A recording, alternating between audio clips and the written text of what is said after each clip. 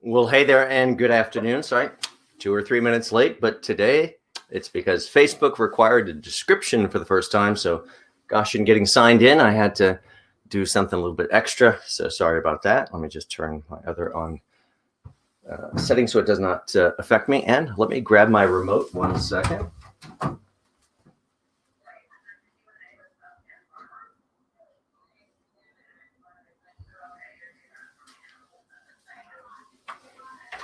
There we go. Always good to have these things here so we can better control what is going on. Well, my gosh, let me just also plug and unplug my extender for my remote so it works properly. And let me go ahead and share my screen with you. Welcome. There we go. Well, we have a great lecture today. You know, if you joined me on Tuesday, we talked about your resume and all the ways to really make that sing your praises in this new paradigm. You know, we have a tough situation where everything has to be done remotely and your value has to be judged remotely. And unfortunately, far too much of it is going to be judged this way. So if you need to up your game as far as how you present, check out my How to Be a Presentation Guru. That'll help you in your business, in your career, in your job interviews. Of course, there's my interview intervention lecture as well. Today, as you can see up on screen here, is the LinkedIn Showplace lecture, or better known as Building Your Professional Network with LinkedIn and How to Use It for Your Job Search. Now, this coming Tuesday, and that's a 5 p.m. lecture, that is my Career Evolution Social Media Marketing for Job Search lecture, really the part 2 to today. So once you really understand LinkedIn, understand how to build a great profile, well, that's fantastic, except that you simply have a great looking brochure sitting over in the corner, sitting on the rack unattended.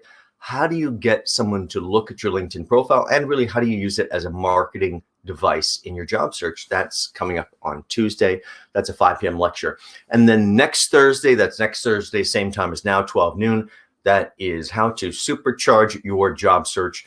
And that involves getting off the computer, quit looking at some of those job postings, and understand there's 14 other pathways that can potentially deliver your opportunity. Join in for any of those. They're also going to be on my Facebook and my YouTube, so you can check them out there as well. So what we're really talking about today is creating a LinkedIn showplace, a showplace that you control for your entire career. Of course, we're going to teach you how to use it specifically for job search as well. But this lecture and all the lectures is really about one thing. How is it that you're going to become a recruiter, this one great recruiter that looks after one spectacular individual, which is you? And that also means separately from that, you have to be the cheerleader, the strategist, planner, everything all wrapped up into one. You have to sometimes even pick yourself up by the bootstraps to get things working the way you'd like. That really does mean we're going to have to network in a very different way. And that's really today's lecture with LinkedIn. But also it means keeping one eye on the toughest competitor imaginable, those 4, 5, or 6 people that would scare you out of applying for the job. They're going for the, forget it. That person. My gosh, we can beat those people so easily if we apply a little strategy, planning, forethought. If we stick our head in the sand and pretend they don't exist, they'll beat us every single time because somehow they're sparkly, they're shiny, and boy, don't they draw the attention. Another way to think of LinkedIn is really about moving your brand, your career brand. And of course, we talk a lot about that in the resume renovation lecture. If you haven't seen that, make sure to watch it. But how are we going to move that to the digital world? And yes, we're talking about LinkedIn today, but really we're talking about it as a vehicle that's also representative of other digital platforms. So yeah, we're going to touch on Twitter, certainly going to touch on Instagram, maybe even a few others. But let's get right down to it. Why is it that social media even matters in the first place? I mean, look at what's gone on the last year, and some of it driven by misuse of social media, someone might say. Well, regardless of its pitfalls, it's where everyone is. It's where the conversation is. It's where the decision makers are. I like the second from the bottom one here. It's how you, with proper use of social media marketing, which I teach on this coming Tuesday, 5 p.m., proper use, in my view, is a well-structured plan that costs 2 minutes per day of actual time.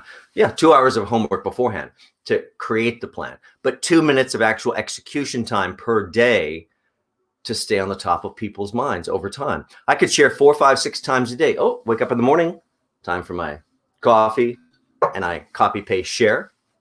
Time for my second cup of coffee, and I copy, paste, share. Time for lunch, oh, copy, paste, share. You know, I'm a coffee hound, afternoon coffee. Oh, copy, paste, share, end of day, copy, paste, and share. 4, 5, 6 times a day, 2 total minutes if I've just done the homework in advance. And yet I can have so much influence across the various companies you're interested in, across the various decision makers that you're interested in, even with people that you don't know within your industry, because they keep seeing your posts, which are advertising and marketing, really all about you. Small changes change perception into a pattern of sharing. I'll show you some unusual shares. They certainly have nothing to do with what I do professionally. This is actually my Instagram account. You have to have a strategy for each platform you may decide to use. Really, I think you cannot probably handle more than 2 or 3 platforms and stay focused on what you really need to accomplish. So my strategy with my Insta is to let them look behind the curtain. Oh, this was so fantastic. This was a year ago, August, out in the California desert at 108 degrees against all the recommendations. Don't do it in August. Don't do it in August. But, you know, it was the only day I was there. And I had been pining for this particular hike in the middle of nowhere. And it was spectacular. Wrong turn. We took a wrong turn in the desert at 108 degrees heat. Now, this part's in the shadow, but we were up on the plateau when we made the wrong turn. So it was 2 extra miles in direct sunlight at 108. And my gosh, didn't the body, even though I'm a fairly thin guy, didn't understand that the body would struggle so much to cool itself. And boy, my heart rate was out of control. We were up on this plateau when we got ourselves in trouble and almost didn't make it back. Gosh, there's a lot of little story. I'm really glad I did make it back, by the way. But, you know, they find a lot of bodies out there and people don't make it back sometimes. So I'm very thankful I did. Now back to what Instagram is really all about, that look behind the curtain for me. You know, when you hire someone or buy something like a resume or LinkedIn package to work with someone to rebrand your career, you know, whenever you hire someone or are going to work with someone, yes, of course you want them to be capable or qualified. I have much material out about that, but they also want to know the same reasons that affect hiring. In hiring, the only 2 reasons you ever get hired, assuming you're capable and qualified, that is not a reason you get hired.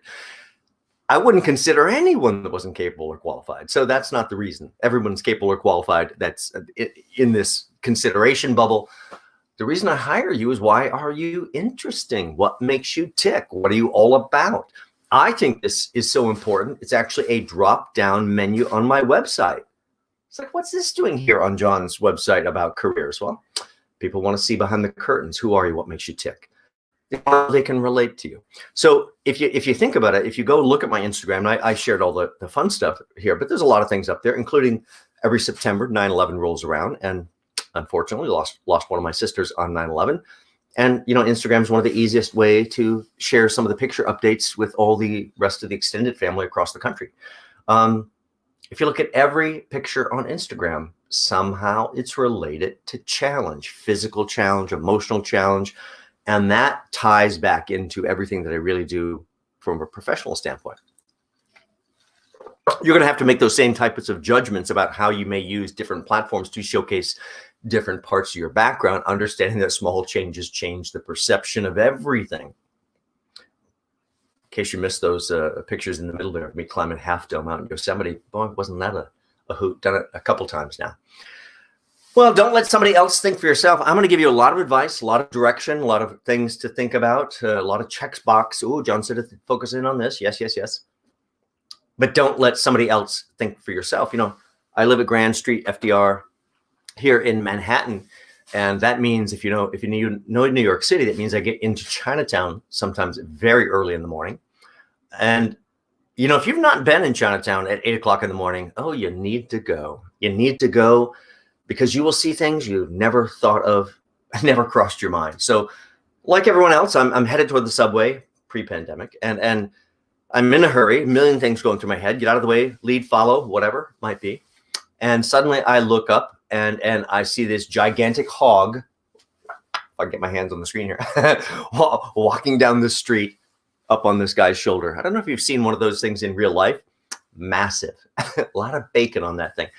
So my first thought is, oh my gosh, why isn't this guy toppling over? But he was a pretty stout guy. And then I saw his t-shirt. Don't let somebody else think for yourself. Boy, that hog pulled the attention, didn't it?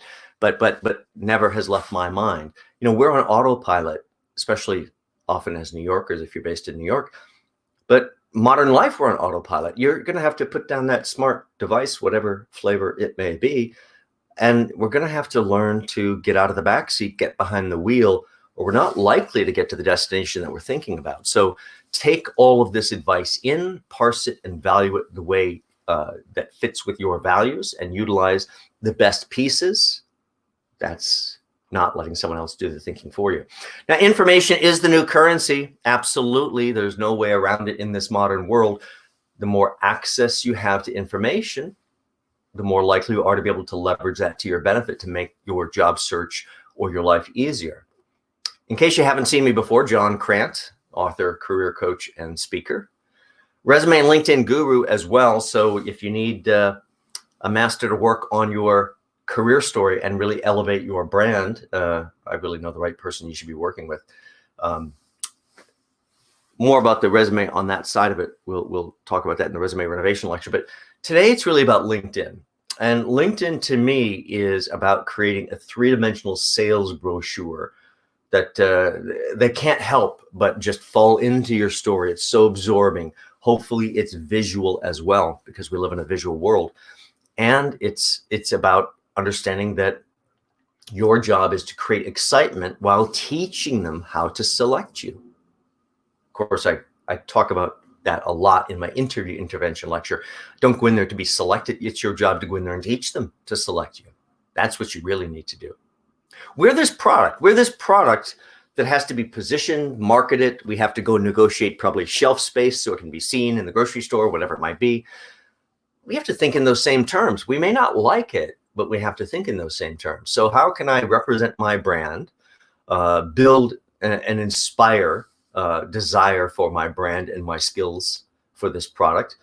You're going to have a clear idea of your product itself. Most of us start with this kind of concept. Oh, I want to be perfect. I want to be interchangeable, cookie cutter perfect. By the way, interchangeable, cookie cutter perfect certainly means you're qualified and capable. But it also means I'm going to pay you less. If I pick you, I am paying you less. If you don't want less, well, person next to you is taking less. Somebody in this line is taking less. So you have to not only be cookie cutter, exceptional, interchangeable, but at the same time, somehow be different, special, exceptional. That's the only way you get the responsibilities carved out the way you think they need to be, and compensation package carved out in a way that compliments you for what you bring to the table. That comes from personal branding and conversation, no matter what HR may say about, oh, this only pays this only pays that. Yes. That's for the normal person. I'm the exceptional person. I'll have that discussion after they fall in love with me, of course, not beforehand. There's no negotiating before they fall in love with you. They have to put the ring on the finger before you negotiate that diamond. Good thing to learn. You know, we're going to have to take a paradigm shift in our approach to social media, our approach to digital, our approach to our own career story. A lot of background on that in the resume lecture. Be sure to watch that one if you haven't after this one. A little reminder about our job being to teach them. In terms of resume, because resume should lead them to your LinkedIn profile, I just want to mention at the top of your resume, I'm a big believer that your contact line cannot be stacked up like a layer cake. A layer cake eating up valuable real estate on a single page resume, in my view. So I like the contact line as a single line, starting with the LinkedIn URL, followed by the city, state. No, we don't need that 123 any street any longer. We don't really hire you for that.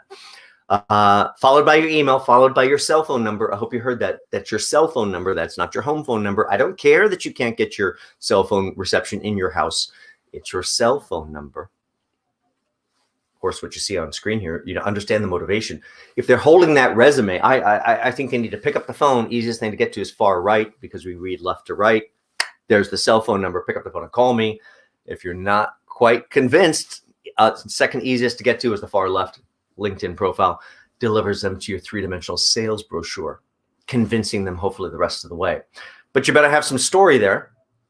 Now, story gets a bad rap sometimes. With a little bit of literary license, we tend to think of story as something that is made up.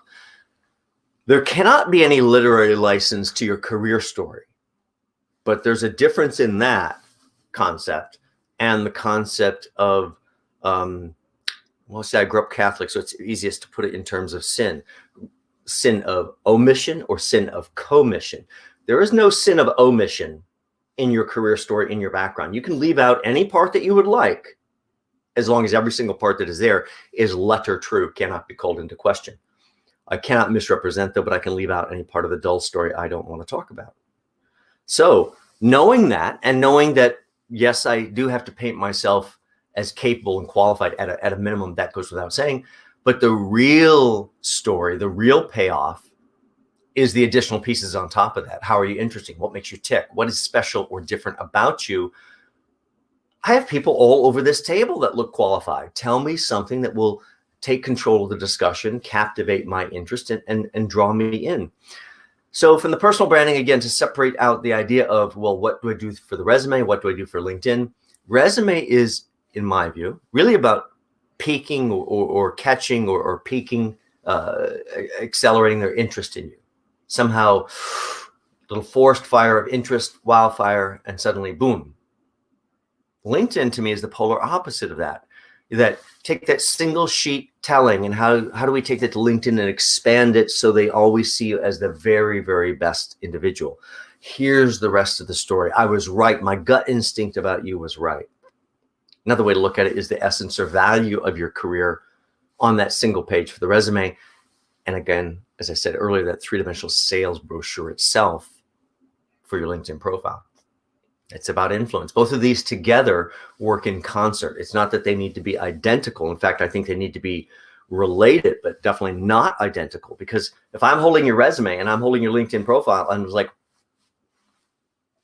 there's nothing new here. Boy, your resume, my interest in you, you come out of the selection group, and I move on with people that have more story to tell. So let's think about what you want to convey to them. Here's my numbers from last week, 11,839 direct connections, 3 levels out. That's a pool of better than 21 million people. LinkedIn's the de facto social networking website for our work life. LinkedIn's also a few other things. Now, a business person is going to think of LinkedIn like this automatically. You have to think of LinkedIn like this automatically. It's this communications, research, marketing, and advertising platform. Really, just imagine if you could let people look over your shoulder to see what you're reading, doing, sharing, attending, reacting to, living and breathing passionately all the elements that are involved in your career. By the way, passion does not require payment. These lectures, by the way, are free of charge. It does not require payment to have passion. It requires expertise in your area and a passion about whatever the subject matter is. So throw yourself into your field, live and breathe and drink everything going on in your field, and utilize some of the tools on LinkedIn to push that message. So they see you as the mover, the shaker, and then suddenly they realize, oh, I think they're available. They're available. Fantastic. Invite me in fact, or at least invite me into a Zoom meeting or something like that. You know, on LinkedIn, it is a 3-level network. Now, they used to talk an awful lot about this.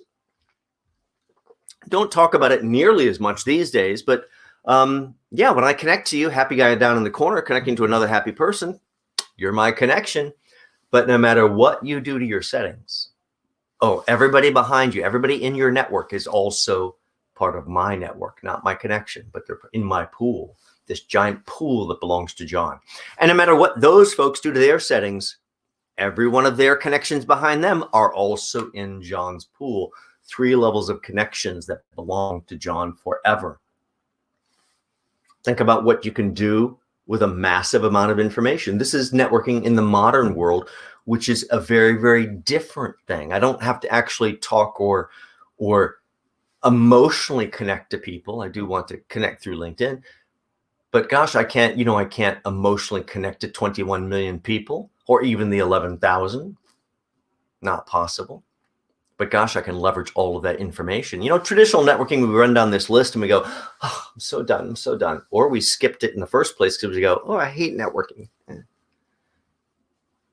I'm talking to a live audience in person, I'll usually go, anybody like networking? Anybody like networking? I'll bait them into a little, someone's going to go, I love it. Sometimes I'll get, I saw a hand or two, a little bit of, oh, I saw one. In a room of 65 or 100 people or whatever it might be. Most of us aren't very good at networking. We're not very good at networking because we don't really understand it. The usual customer expected is, I have to go sell myself. Well, not really. Nobody wants to hear you sell yourself. Little tiny bit. You're really going there to be the most interested person in the room. Oh my gosh. It's not as simple as I'll just go network. I'll hand out business cards.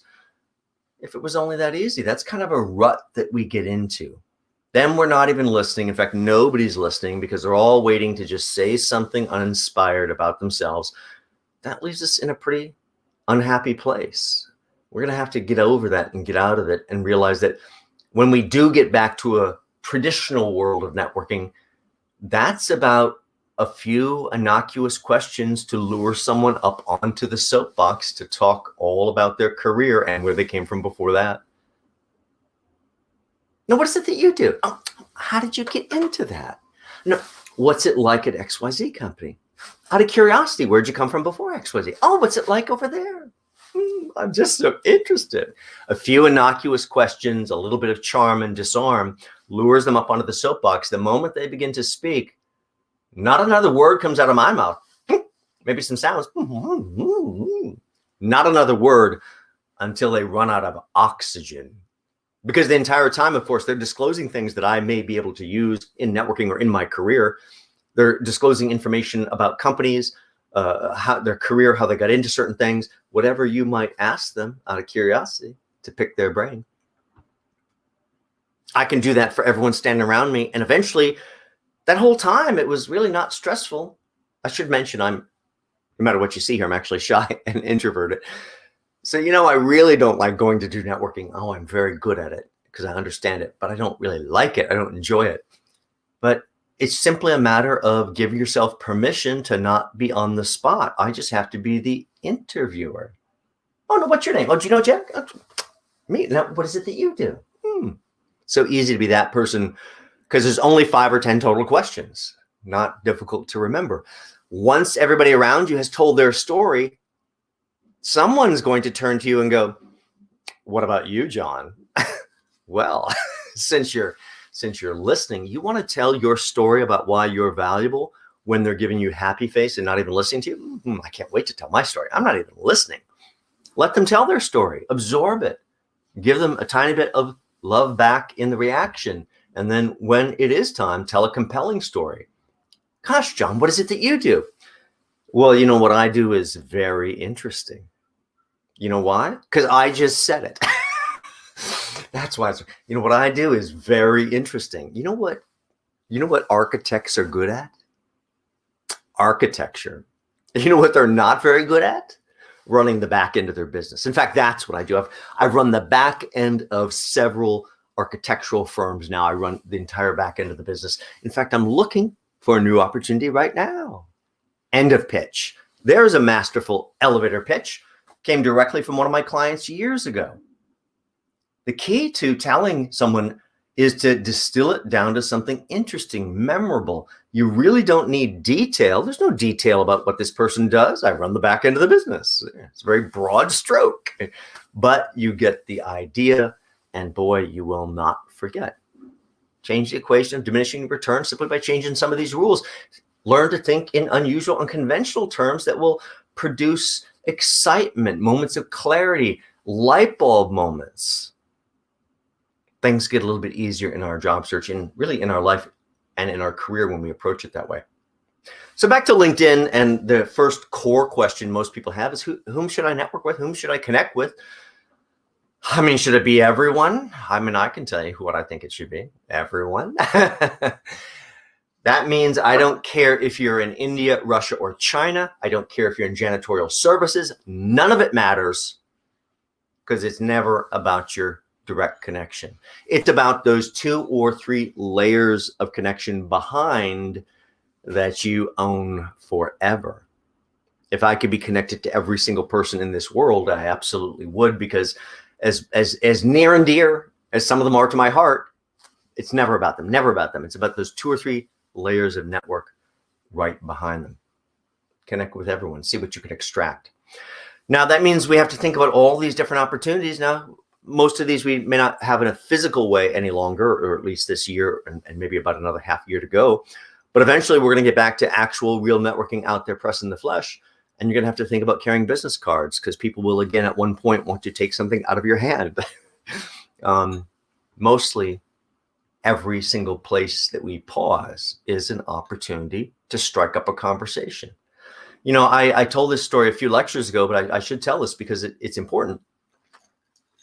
When I travel, not for work, well, really even for work also, because I'm not traveling and then going right into the lecture. But when I travel, you know what? I don't dress like this. If I dressed like this, my parents, who are now passed away, my parents would have loved it. They were like, look so fantastic for the airplane. You know, not how I dress on the airplane. In fact, I probably dress close to the worst one you've seen, the jeans or T-shirts or 5-finger shoes or gosh knows what, tights and shorts, who knows what it might be. I certainly don't look like the guy you would take advice from. I look like some random person that may not even be able to afford their seat. Who knows?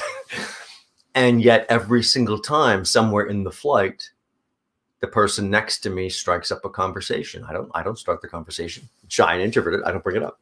But I know sooner or later they can't resist. They can't not talk to me the whole time when I seem so nice.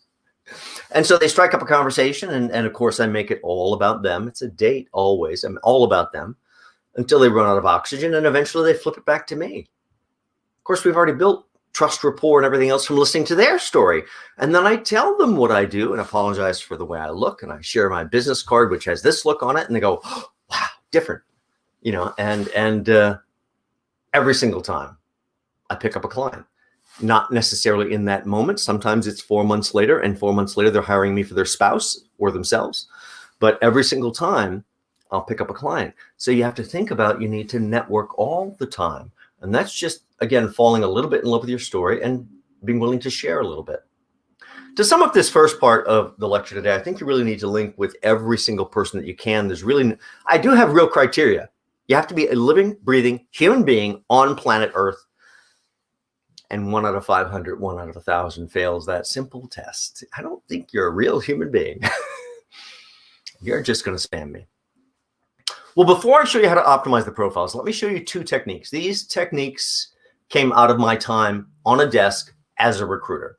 So when you go to work with a recruiter, if they're a good recruiter and you're an exceptional candidate, then what they'd like to do is simply, I would like to call 30 companies that are statistically perfect to hire you, because my odds as a recruiter just skyrocket if I call the 30 correct companies.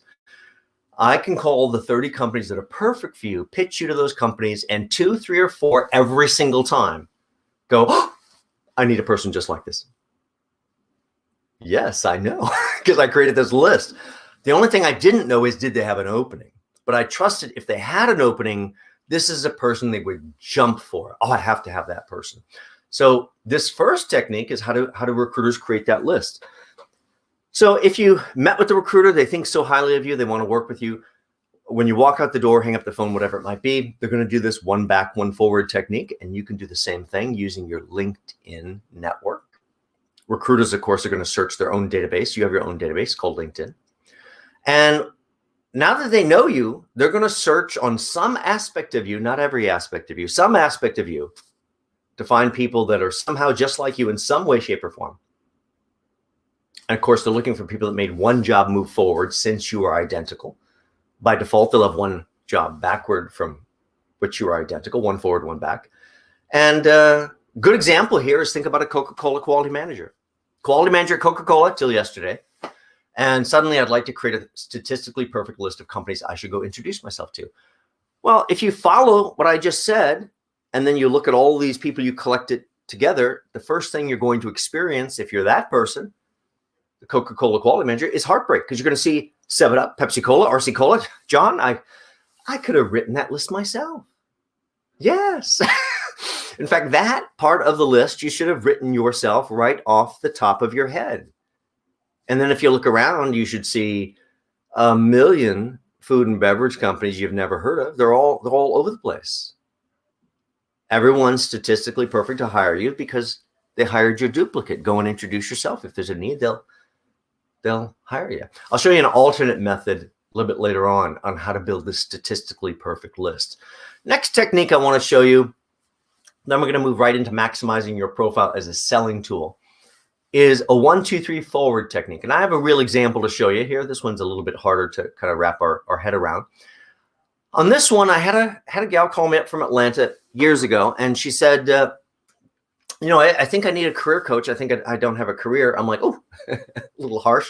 Send me your stuff. Let's take a look. And she sends me her stuff. And you know what? She's 3-4 years out of school. She's done a little of this, a little of that. Now she's managing a health club. By the way, there's nothing wrong with managing a health club, but not what she wants to do. I don't know how to find a career. I'm like, I have an idea. Brainstorming. That's how we get there. I said, let's go in and do this technique. Let's not reinvent the wheel. By the way, the wheel, phenomenal invention. But, you don't have to beat your head against the concrete to try to invent it. It's been invented. If we can simply find people that have invented what we'd like and can follow their pathway, our job search gets much easier. So in her case, I said, well, you're just into the workforce. No. I've been working 3 years. I'm like, well, welcome. There's really nothing here yet. I really see your background. I see your asset as your education. So I said, why don't we go back and look at that asset? And why don't we go back and find people that are really just like you, that have spent the same amount of time with that asset, and what did they do with it versus what did you do with it? So my client had gone to Clark Atlanta University. So we did a little LinkedIn search at the time. And guess what? All these people you see here went to Clark Atlanta University. Good place to go. All these people also studied mass media, because my client studied mass media. And suddenly we start to look around at titles, because it's brainstorming. It doesn't matter where they are, by the way. What do you like? What do you like? Oh, I like events. Oh, events at Warner Brothers. Oh, that looks interesting to me. I'd love to be a membership director. Oh, recruiter. I'd like to help people. I said, we'll come back to that one. We look up here at Trish. How'd she get to be membership director? By the way, they're all the same 3, 4, 5 years out of school at the time we did this search years ago. How did they do it? How did she do it? What do you think her first job was? Membership associate. And her second job? Membership manager. And voila, 3 steps in, she's membership director. So here's my client over on the right, Tahita, didn't even know what she was looking for. I said, well, it's going to be a nonprofit or foundation. Lots of those around Atlanta. I don't know what kind of job. It's going to be member services. I don't know what that does. I don't either. But apparently they're going to love your background. Let's go sell it.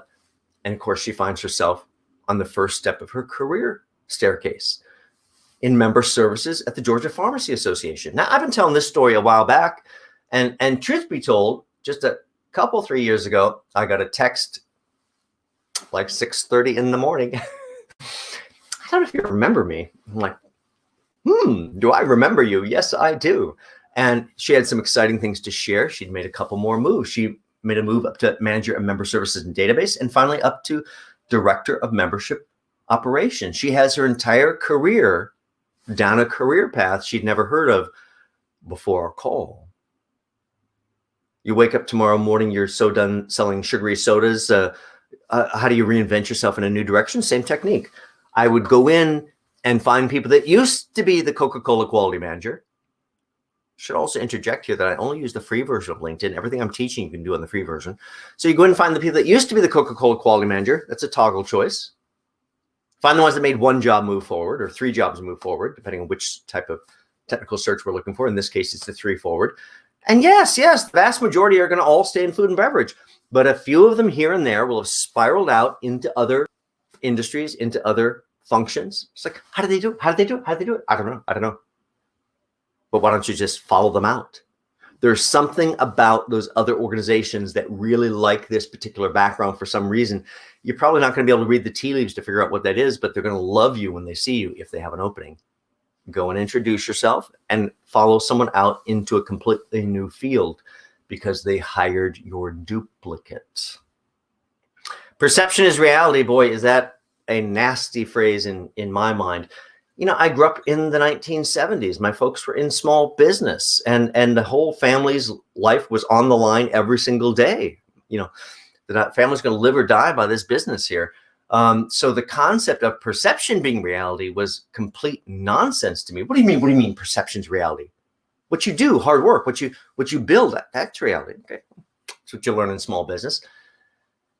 But today, if we don't realize it's not good enough just to be great at what you do, you also have to manage the perception of it. So other people think about you the same way you think about you because you're this product. Do you want them to think of you as the store brand with the label coloring being a little bit off, with the taste being a little bit off? Price is very good. Price is very good. Or do you want to be that national brand that it has a little more covet, pulls the bigger price tag, seems to give a little bit more satisfaction after you drink it and taste it? Which product you want to be? Small changes, changing those perceptions. So let's think about this concept that we started with, not only being capable, qualified, interchangeable, but somehow being exceptional. And now let's think about how we're going to use perception to switch that over on the LinkedIn side. Let me show you a few shares, and then the very next screens are maximizing each section of the profile.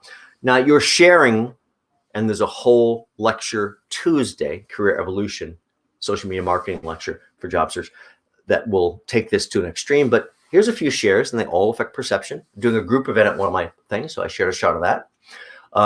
Running out to do a lecture when it was pre-pandemic time, and of course I had to share that.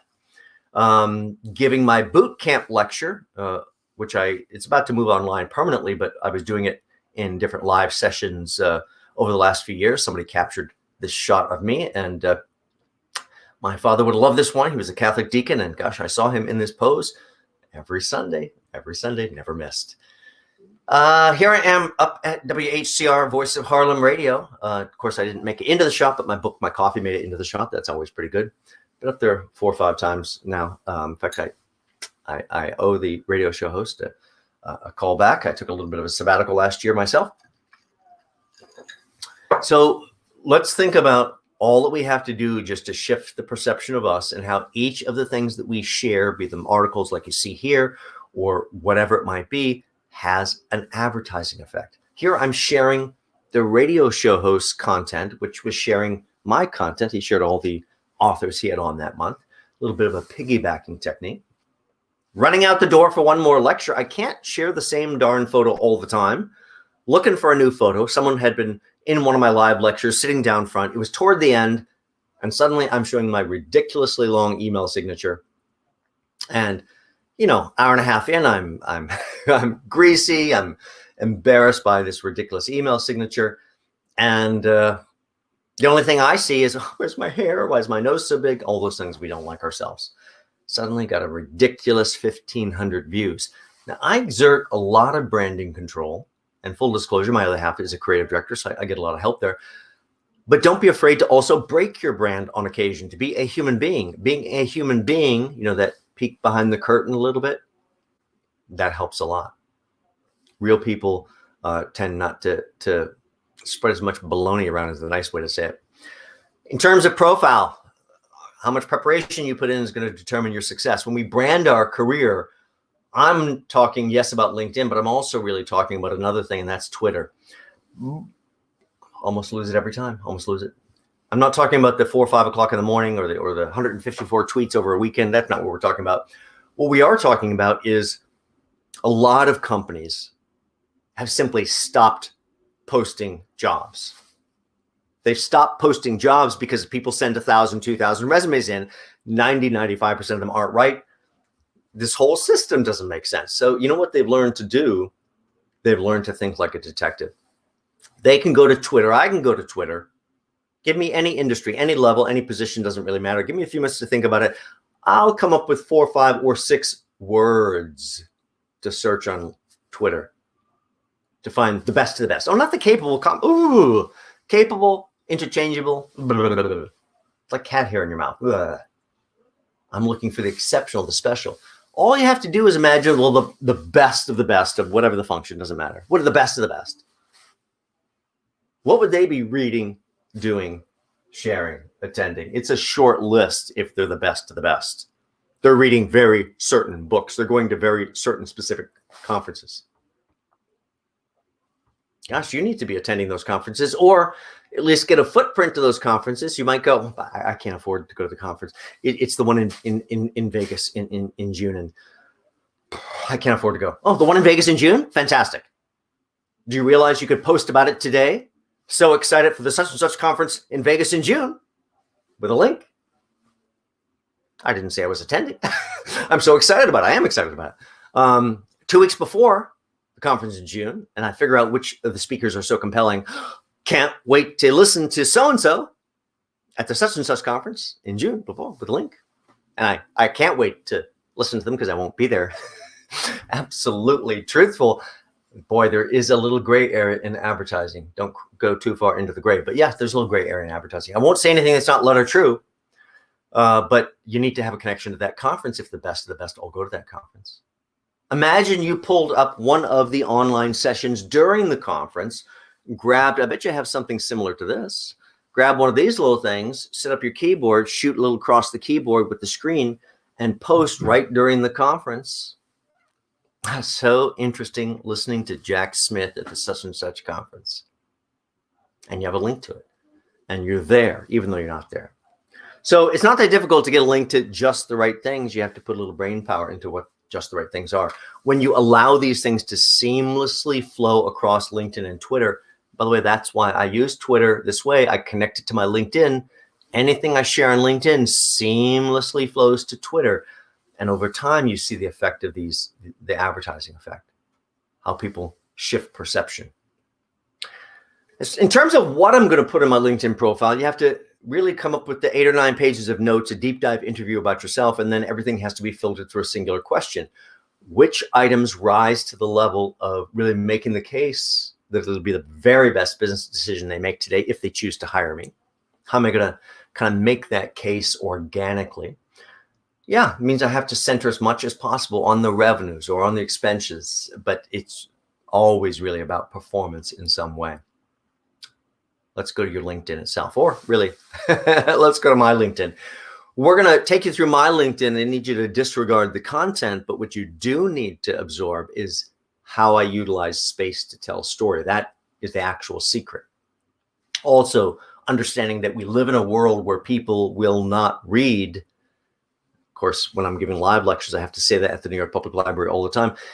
People won't read, so why would you use sentences or sentence structure? You know, crystal clear here. If a client hires me to reinvent their resume, not a single sentence anywhere on the resume. Why would I have a sentence on a resume in a world where people don't read?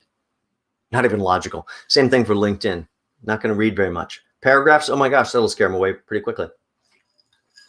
Well, let's begin with the understanding of how you might look when you do look at others, because I'm a big believer in let's go out and look at the people that we'd like to work for. So if you came and looked at me, if you want to get hired, what would I see? Well, here's a pretty good example. On the free version, they're going to show you the last 5 people. Whether you get to see them all or some of them are anonymous, that's up to the person, but you're going to show you the last 5 people for free. This is a tool. This is a device LinkedIn has to build desire in you for a paid subscription. If you'd like a paid subscription, my gosh, you should get one. I prefer to keep that money in my pocket. So again, why don't you simply look more frequently if you need to really see who's looking at you? And you'll have to extrapolate that list a little bit, but you have a pretty good sense. So if I look at these folks, how would you like to show up if you're looking to get hired? Well, at the bottom, I don't know why I'd look there. There's really no purpose to privacy on LinkedIn. This is your shingle, your professional shingle out there for the world. Well, it's a cultivated, curated garden of your story that you've created. You literally control every single word that is presented and said about you. Why would that ever be private? Doesn't make sense. Jonathan here. First off, I can tell you, Jonathan does not work in fashion or glamour, so I'm not sure what the glam shot is all about. You have to look like the product. Founder and owner. Oh my gosh. Oh my gosh. Is there anybody watching today that's a founder or owner? I sure hope you're not trying to get hired directly, because we do not hire founders and owners generally. Those are the people we shy away from, because I can't tell them what to do. They won't listen to me. They won't take direction. They have ideas of their own.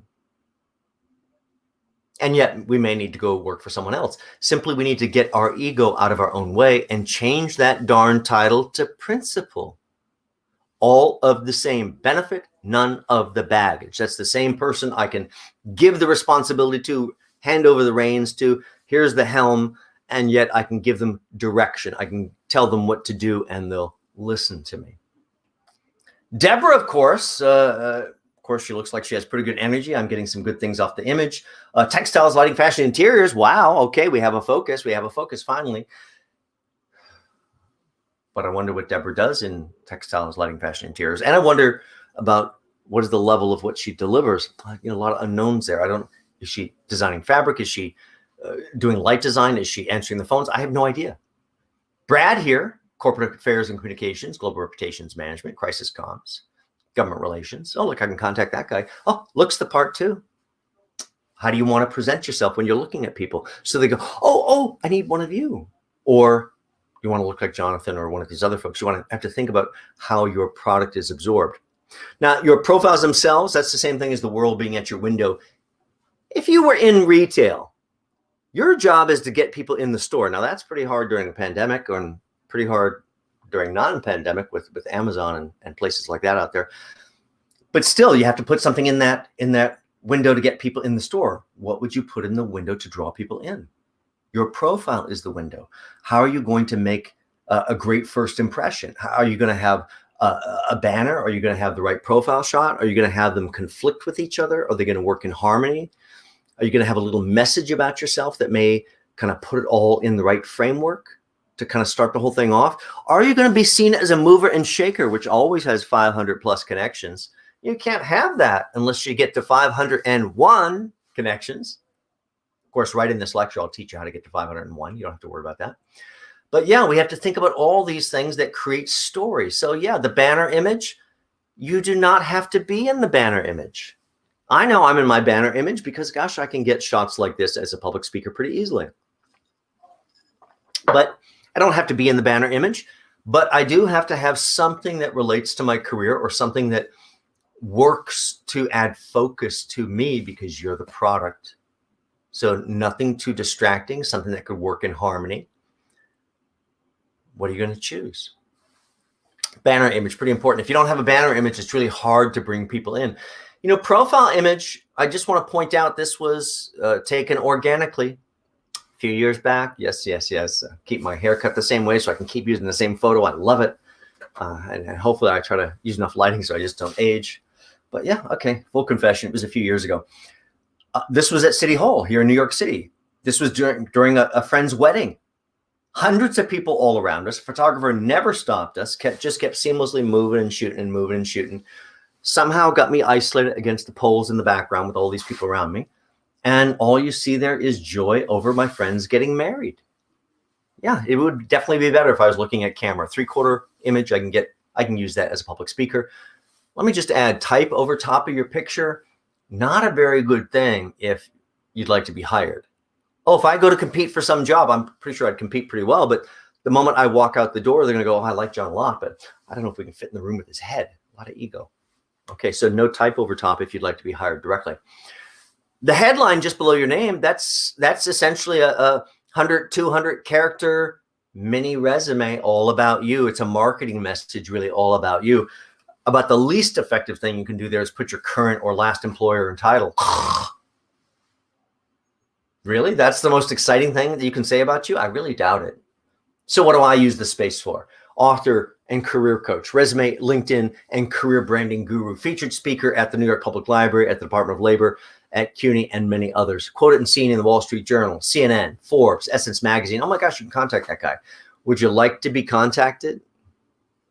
Put your email address in the headline. One of the only places LinkedIn does not promptly hide it from 99% of the people. I'm not going to be controlled that way. Put it right up in the headline. Yes, you're going to get spam. What are you going to let spam prevent you from getting to your destiny? I think that'd be silly. Of course, all the little blue pencils you can click on or the edit screens. It is about trial and error with the headline, with the banner, with every single piece of it to figure out what works, what doesn't. Now, as you get down the profile, this is my about or summary section. So long, so large, the way I use it, it's about 2,000 characters of space, by the way. It's 3 screens long in the way I use it. Hopefully you've noticed what I already pointed out in the big type here. Lots of white space. White space, incredibly important to how things are absorbed. Besides the 7 or 8 years in outside recruitment as a headhunter, 3.5 years as the national trainer for a 100-office recruiting system, VP over that entire system before moving out for the last 10 years to really work one-on-one with clients. Before all of that background, I ran a pre-press service bureau, which really means I do understand line and type and spacing and how that really affects communication and absorption of information. Look at these media hits that are here as an example. I could have put these in much more succinctly this way. What would it have taken? An extra second or 2 or 3 for them to absorb? There is no extra second, 2 or 3. Run them right down the list. They just glance at it in the brain, glance at it in the brain, glance at it in the brain. Memory imprint, visual imprint. Further down, just below that, featured speaker at the New York Public Library and the Department of Labor. And then right away, I list 8 more organizations that I also speak at. And yet I can't just put a block of 8. That becomes almost a paragraph. Ooh, they'll move away. So even the second set of 8, I have to separate out, parse them out into chewable, little absorbable chunks. Can't have them miss NYC Service or Rainbow Push Wall Street Project or Goldman Sachs or Harvard Business School Club of New York City. Can't have them miss that stuff. Still more room left, so I put in a number of my lectures. Clever way to get more keywords in there, really. And then I roll the dice, throw the dice on an entire paragraph out of my book. Whew. If I'm going to lose them, I'm going to lose them, but I don't think I'll lose them at this point. Of course, I mentioned my full services, resume, LinkedIn profile, creation, all that kind of stuff there. And then I begin to attach visuals. Your about or summary section, your individual jobs, they can all take visual elements. Those are images, PowerPoint files, video files, whatever you might put there, video streams off YouTube or Vimeo, lots of different things that you can showcase and share about yourself. A little further down your profile, this box either exists or does not exist. You have no control over it. If you do not share, this box does not exist. You can't create this box. It just doesn't happen. If you begin to share today, second after that, boom, this box is there with your share activity. After a few months of not sharing, evaporates and goes away. This is how people quickly look over your shoulder to see what you're reading, doing, sharing, attending. I hope this box of yours is filled with things that convince me you have a thirst for your field, for your industry, for the player companies in your field. Think about the effect of that. Of course, then you get down to the self-recruiter listing, current role. Really, I want you to absorb how stuff is put in here. There's no sentence structure whatsoever. I don't have to follow anybody's certain rules. A resume has to look like this. And are resumes effective for most people? Why would I want it to look like a resume? No, thank you. So I have to think about how to parse out the various pieces of information as I worked on the profile. Again, no sentence structure whatsoever. You can see how well this actually communicates. In fact, let's bring this one full screen for a second so you can see it just a little bit larger. I'm going to group and everything so it's a little bit simpler for absorbing. That's very, very important. And then after I'm done there, I'm going to go back and add just a little tiny bit of all cap. By the way, if I don't add any all cap, well, I'll come back in, but I'll stay a little bit small. If I don't add any all cap, they're not likely to read very much at all. If I add too much all cap, they're not very likely to read very much at all. This is about finding the balance so that your profile almost becomes like a dish of popcorn or a dish of potato chips. So, you know, I just have one. I just have one. And then before that, they're scooping it up one after another. You're luring them into reading. Here's a little bit more of a look at a more traditional 2-line bullet and how that kind of works in that form.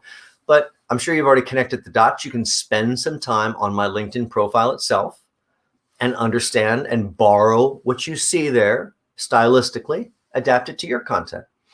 Now, I skip a few lines. If you need a keyword block, There's no special spot for keyword block, by the way. The only thing I'd recommend is do not put it in the summary or about section, because the point of a keyword block is don't look here. Oh, keyword block. That's for the machine. Absolutely. Let me just come a little larger here. I feel lonely. Oh, there we go. So when we look at this keyword block, and I don't know if you read through that as I was chatting there, but you might have looked closely. You might have seen Stephen Covey, Tony Robbins, Anthony Robbins. I never quite know how they're going to list him. Tori Johnson, 5 O'Clock Club, 92nd Street Y. All these things I have absolutely nothing to do with. What are they doing here? How did they get here? Well, I think like a detective. Those are all things that you could search to find someone like John, but you don't know John. You're not going to find John. I can't get those things into my background organically, but I could stick them in a keyword block. If you need some help connecting the dots, if there are certain companies you're dying to work for, if there are certain people you're dying to always come up next to, oh my gosh, clever way to make that all happen. I'll give you a few more examples of that as we further go down the profile.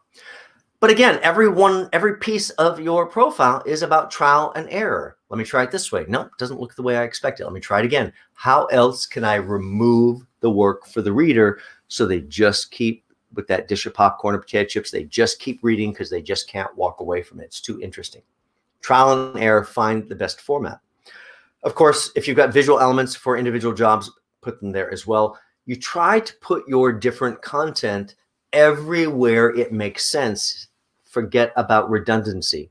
Redundancy is not your enemy in building out your LinkedIn profile, because different people will read it differently. I don't want to read the summary. I just want to look at your jobs. Okay. No, I don't want to look at your jobs. Just tell me about yourself in the summary. Very different people. You have to put your content multiple places so it does not get missed. Further down the profile, a couple more things to teach you. This is as I'm VP of the 100 Office System.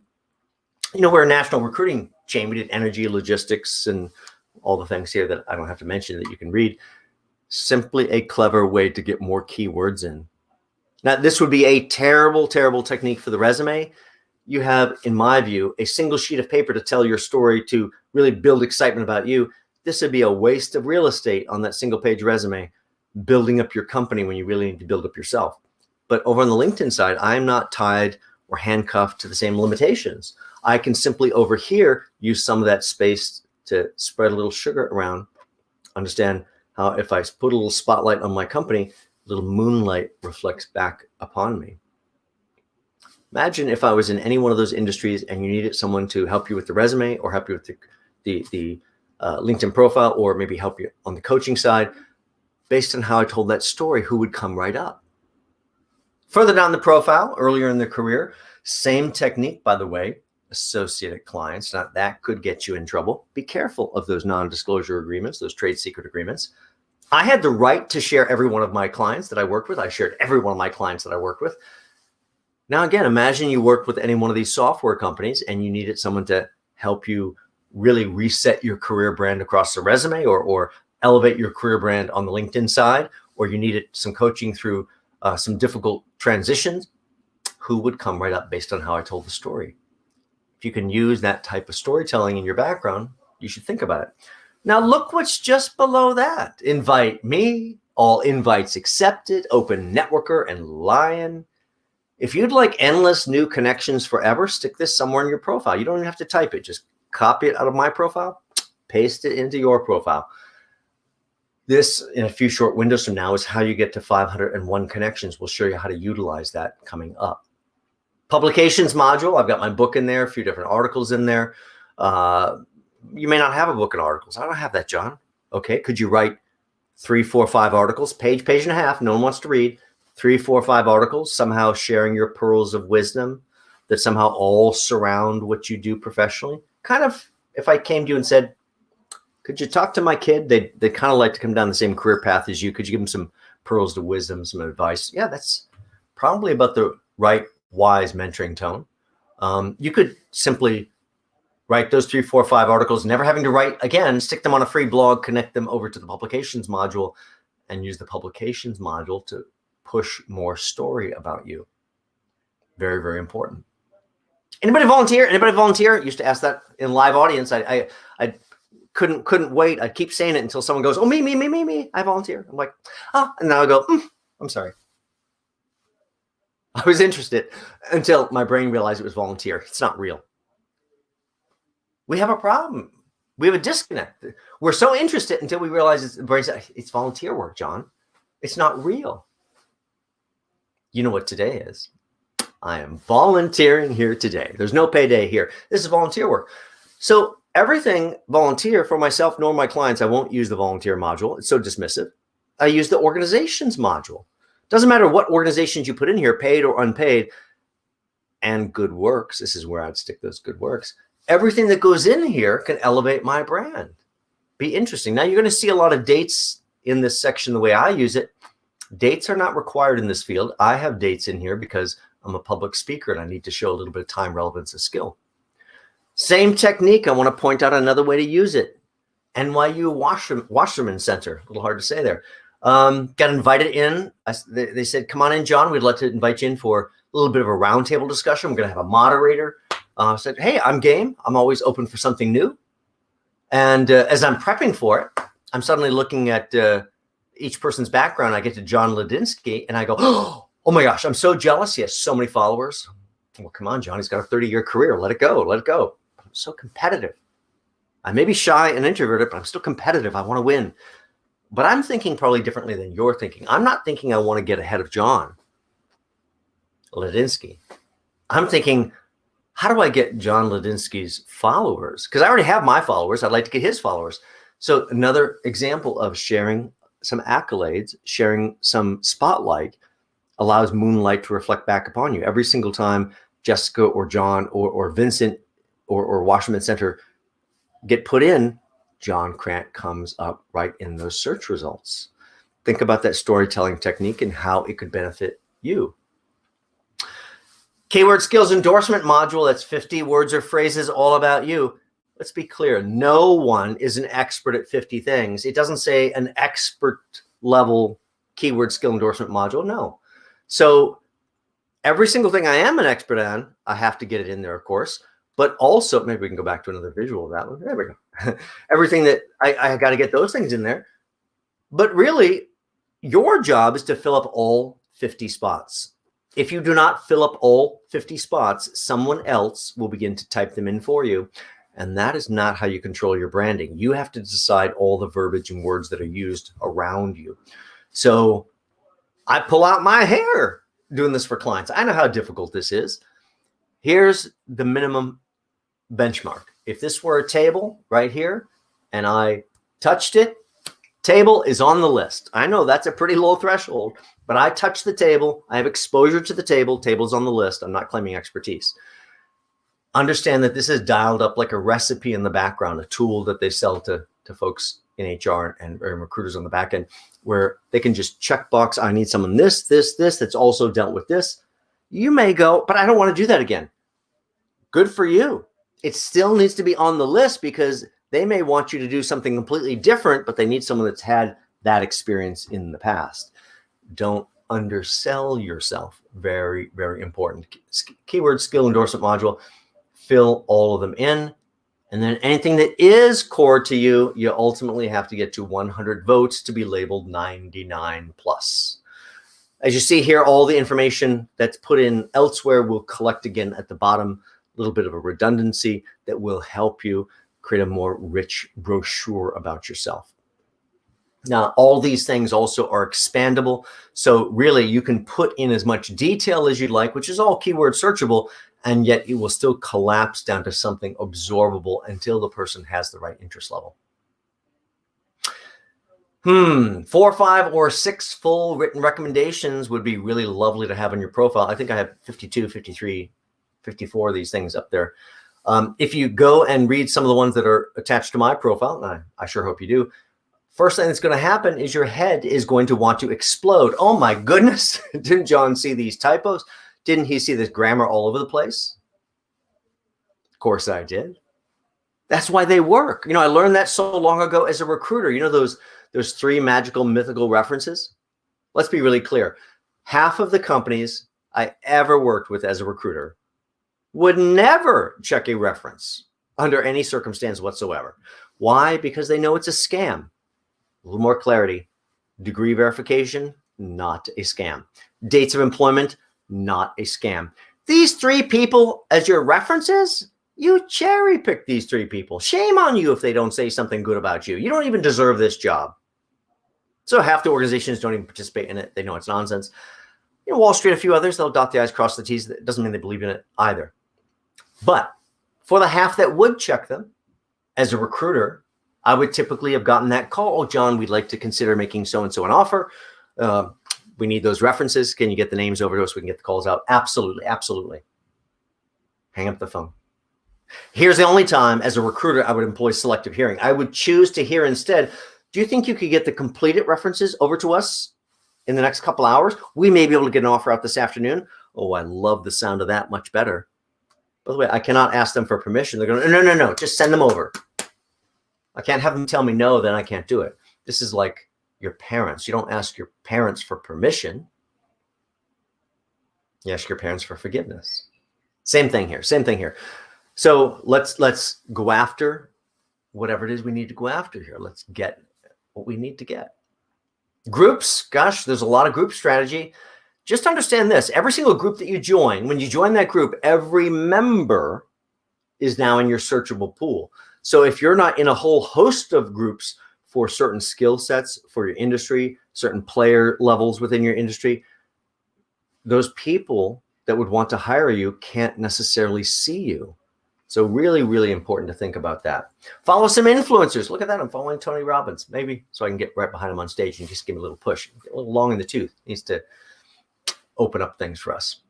How do we get to the 500 plus connections and be seen as a mover and shaker? Now, this requires like an hour or hour and a half of homework, something like that. If you do this all today, what is today? Thursday. If you do this all today, I don't care if you're at 0 connections today. By Monday, if you do this today, you're at 501 and you're labeled 500 plus. And how does that affect? I'm down to two really great people. This is for the interview spot. 1 interview spot left. 2 really great people. And 90 connections, 500 plus, 500 plus, 500 plus. Mover, shaker, finger on the pulse. Or you're connected to 500 random people you don't even know. But it's over perception-wise. I can't possibly think the person connected to 90 people has the same level of resources the person connected to 500 plus has. So how do we get there? How do we reinforce this? We're going to go to the unified search box at the top of any single page.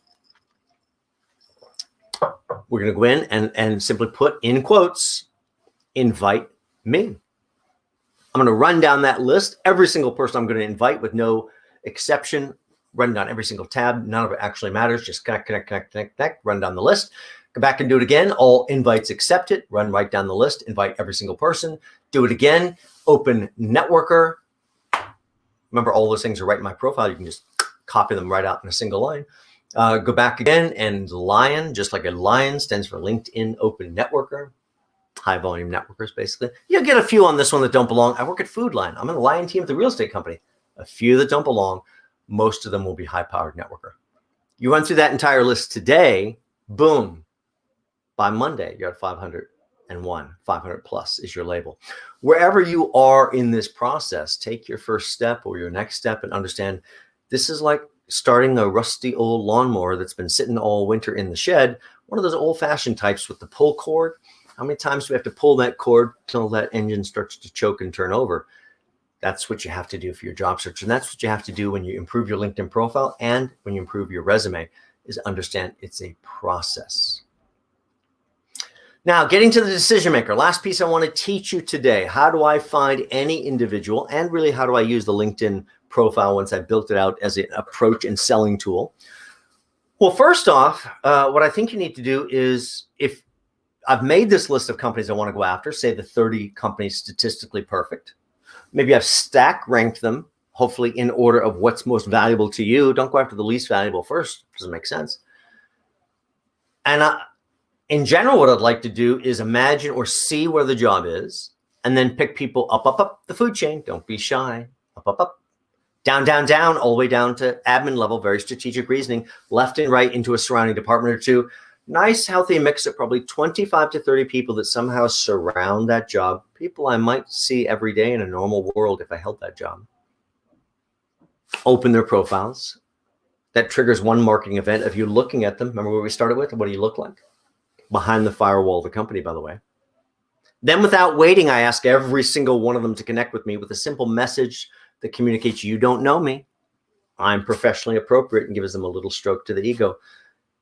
You read it one time ever, copy and paste forevermore. Sounds like I like to connect with other professionals in our niche or niche, depending how we like to say that. Comment, and of course, I'd love to add you to my professional network on LinkedIn. Says, you don't know me, I'm professionally appropriate, and gives them a little stroke to the ego, just like we said. Now, if I've opened 25 to 30, I've asked 25 to 30 to connect. Very important, you do not wait for the answer. Answer is irrelevant. It's a sales process. And now you simply look back at these 3, 4, 5 people, the 25 to 30 people, and you pick out 3 or 4 or 5 that you think would somehow be involved in the decision process for a person like yourself. That's the boss, boss's boss, boss's boss's boss, could be a peer subordinate, all those other folks. This process is how you pull the 25 to 30, but at the same time, we're looking for those key people. How do we find it? Well, let's imagine I am looking for, I'd like to go work for Informatica, big database middleware company. Used to be one of my cash cows as a recruiter years ago. I used to do a lot of work for them. So the first step in looking up any company is let's see if there's competitors I've not thought of. There may be other companies. Here's an alternate method to find statistically perfect companies. So anytime you type something in, you're going to get this drop-down menu. Do not click on it. The drop-down menu is a trip down the rabbit hole. Just don't do it. Simply hit enter. Then you get this nice secondary sorting process you see right here. Now, you know I'm really looking for companies. I don't see it. I'm going to have to click that more tab. Oh, there it is. Companies. I see it now. And what do I get? 34,000 companies. Wow, there's a lot of companies there. Yeah, a couple dozen of these, maybe Informatica. Who are the rest of these? I can tell you, this used to be my field.